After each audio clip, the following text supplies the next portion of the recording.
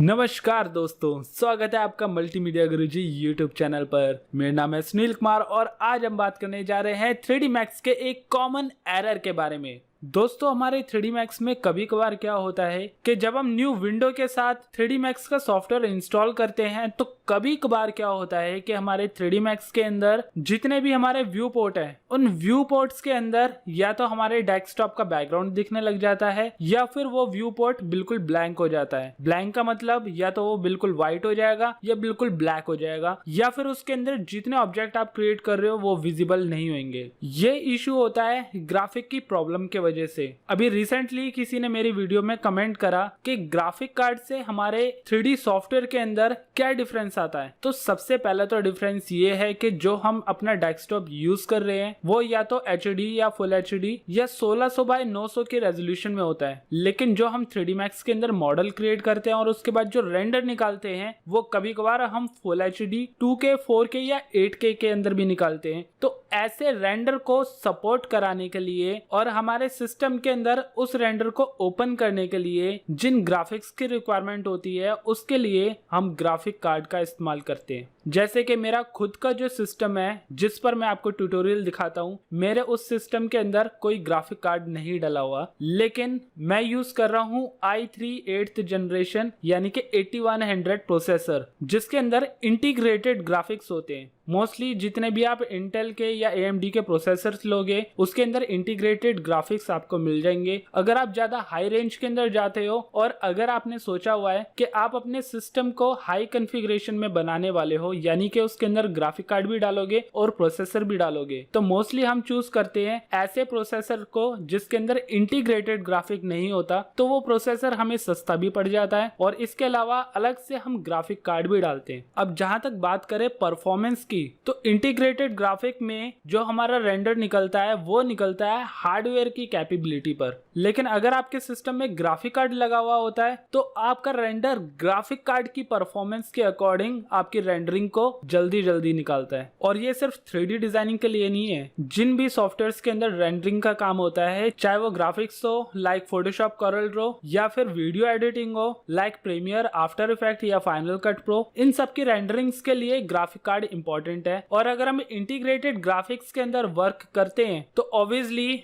Graphic card की performance के according integrated graphics बहुत ही कम परफॉर्मेंस दे पाएंगे। अब हम मेन मुद्दे की बात पर आते हैं कि हमारा जो 3D Max सॉफ्टवेयर है, अगर उसके अंदर ग्राफिक्स एक्सेस नहीं होते हैं तो हमारा जो व्यू पोर्ट है वो ब्लैंक हो जाता है। तो उस एरर को कैसे सॉल्व करा जाता है? तो इसके लिए तो हमें रेकमेंड ये होता है कि जब हम अपनी विंडो डाल रहे हैं तो विंडो के साथ साथ सिस्टम के जो ग्राफिक ड्राइवर्स होते हैं उनको भी इंस्टॉल करें। लेकिन आजकल जो मदरबोर्ड, जो प्रोसेसर्स आ रहे हैं उसके साथ में आपको CDs या ड्राइवर का पैकेज नहीं मिलता। मोस्टली आजकल सारे के सारे ड्राइवर्स ऑनलाइन डाउनलोड करे जा रहे हैं। तो कई सारे लोगों को ये नॉलेज नहीं होती है कि हम ऑनलाइन जाके उन ग्राफिक्स को डाउनलोड कर सके और इंस्टॉल कर सके। तो आज उस प्रोसीजर को मैं आपको बहुत ही इजी वे के अंदर समझाने वाला हूँ कि अगर आपके सिस्टम के अंदर ग्राफिक्स या ग्राफिक कार्ड डला हुआ है या फिर इंटीग्रेटेड ग्राफिक्स है और तब भी आपके सॉफ्टवेयर के अंदर ये एरर आ रहा है तो हम अपने ग्राफिक्स को कैसे फिक्स करेंगे। इसके लिए हम चले जाएंगे अपने डेस्कटॉप पर। यहाँ पे दिस पीसी मैंने ओपन करा हुआ है और दिस पीसी का ये जो आइकन है इस पे मैं राइट क्लिक करूंगा और क्लिक करूंगा मैनेज पर। मैनेज पर क्लिक करने के बाद एक आपको अलग से स्क्रीन दिखाई देगी। इसके अंदर एक ऑप्शन आपको दिखाई देगा डिवाइस मैनेजर का। डिवाइस मैनेजर पे क्लिक करेंगे तो हमारे सिस्टम के साथ जितने भी डिवाइसेस लिंक हुए हुए, चाहे वो कीबोर्ड, माउस या इंटरनेट सॉकेट हो या डिस्प्ले, मॉनिटर, माइक, सारे कुछ हो,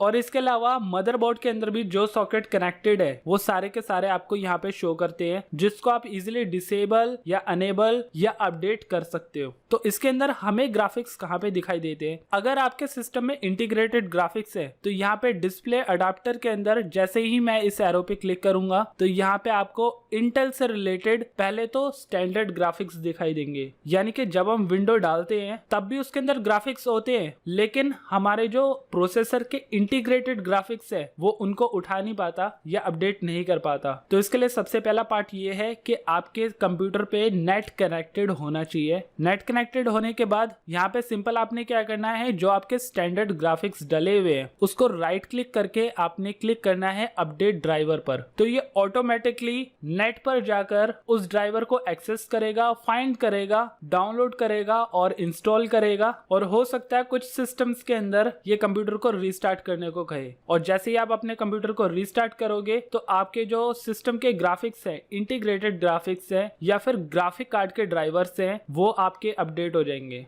तो यहाँ पे मेरे सिस्टम में जो इंटीग्रेटेड ग्राफिक है वो है अल्ट्रा एचडी ग्राफिक्स इंटेल का 630 वर्जन। और ऐसे ही आपको दिखा देता हूँ कि मेरे जो दूसरे सिस्टम के अंदर ग्राफिक कार्ड जिसमें डला हुआ है उसमें मेरा सिस्टम कैसा शो करता है। यहाँ पे मैंने अपने दूसरे सिस्टम का स्क्रीनशॉट रखा हुआ है जिसके अंदर ग्राफिक कार्ड लगा हुआ है। तो यहाँ पे डिस्प्ले अडाप्टर के अंदर आपको दिखाई दे रहा होगा कि इसमें NVIDIA GeForce GTX 1650 super 1650 super लगा हुआ है। तो ये जो नाम है इसमें बाय डिफॉल्ट नहीं आता, बाय डिफॉल्ट इसमें भी स्टैंडर्ड ग्राफिक्स ही शो करते हैं। जब आप इसे राइट क्लिक करके अपडेट करोगे तो ऑटोमेटिकली ये आपके हार्डवेयर को फाइंड करेगा कि इसमें इंटीग्रेटेड ग्राफिक है या ग्राफिक कार्ड डला हुआ है, और फिर रिक्वायरमेंट के अकॉर्डिंग ऑटोमेटिकली नेट से ये ड्राइवर को उठाएगा और यहाँ पे अपडेट कर देगा। और इसको अपडेट करने के बाद जब आप अपना सॉफ्टवेयर ओपन करोगे तो आपको दिखाई देगा कि आपके जो डिस्प्ले का एरर है जिसमें व्हाइट स्क्रीन, ब्लैक स्क्रीन या फिर डेस्कटॉप दिखाई दे रहा था आपके व्यू पोर्ट के अंदर, वो बिल्कुल क्लीन हो जाएगा और जो आपका सॉफ्टवेयर है वो नॉर्मली यूज करने लायक हो जाएगा। अब नॉलेज के लिए मैं आपको बता दूं कि अगर आप हाई कॉन्फ़िगरेशन के अंदर चले जाते हो तो वहां पे आप अपने सिस्टम के अंदर डेफिनेटली ग्राफिक कार्ड लगवाइए, क्योंकि उससे आपकी 3D डिजाइनिंग या वीडियो एडिटिंग वगैरह में काफी ज्यादा परफॉर्मेंस में हेल्प मिलती है और आपका आउटपुट भी बहुत ही ज्यादा क्लियर आता है। और इसके अलावा अगर आपका बजट 25-30 हजार का है तो उसके अंदर आप प्रोसेसर ले सकते हो इंटीग्रेटेड ग्राफिक का,